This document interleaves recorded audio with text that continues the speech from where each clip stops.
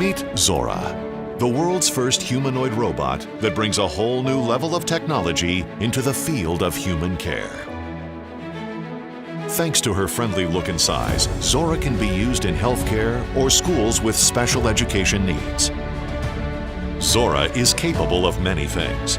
She can even dance to your favorite music, making you feel happy and carefree. Equipped with a touch panel, you can program Zora. She will become fully autonomous. Zora has 2 speakers and several microphones to communicate with people.